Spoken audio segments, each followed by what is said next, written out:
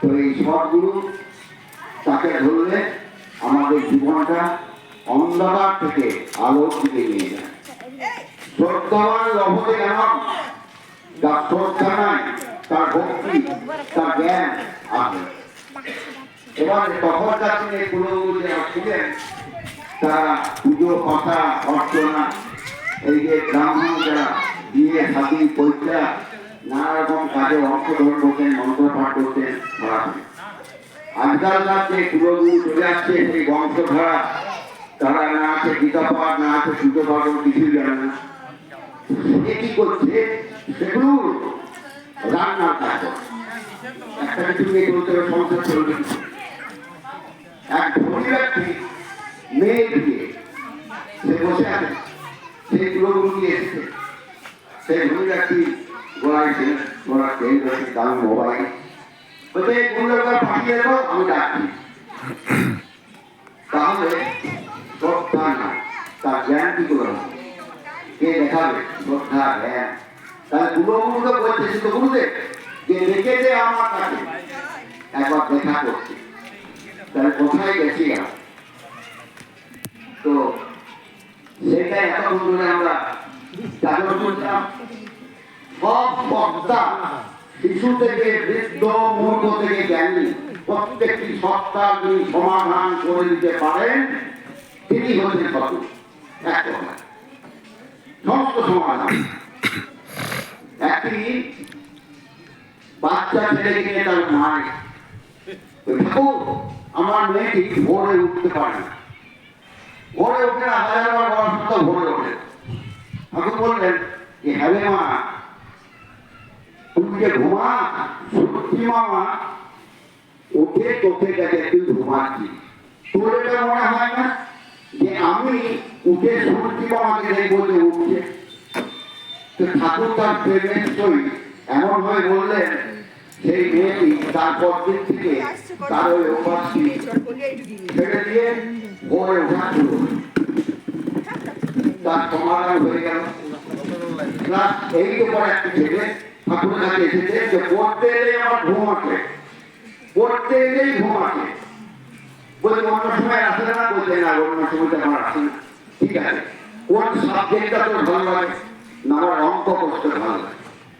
তাহলে তুমি যখন ঘুম আসবে তখন অঙ্ক করছি, অঙ্ক ঘোষণা হয়ে গেলে সামনে যাকে পারে যে বুঝুক আর না বুঝুক তাকে অঙ্কটা বোঝাবে। এই করতে করতে তার ওই ঘুম কেটে গেল, সমস্যার সমাধান হয়ে গেল।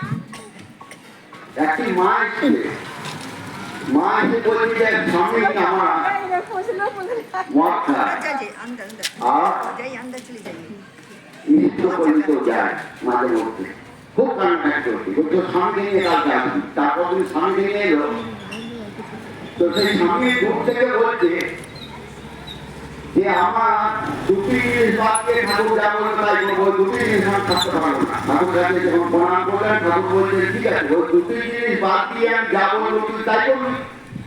বলছে হ্যাঁ ঠাকুর, ওই দুটো জিনিস বাদ দিয়ে যা বলবেন আমি তাই করবো। দেখ আমাকে দিয়ে কথা দেয়। তো সেই চরণ স্পর্শ করে বলে হ্যাঁ কথা শোনা।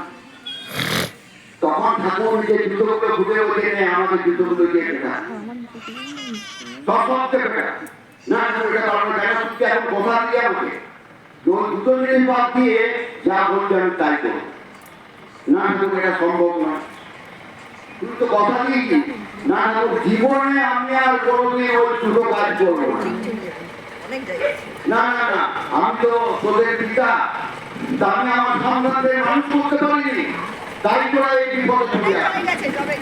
তখন সেই ওনার স্বামী কাঁদতে কাঁদতে ঠাকুরের কাছে প্রতিষ্ঠা করলো যে ওই দুটো জিনিস আমি জীবন আর করবো না। সমস্যার সমাধান হয়ে গেল।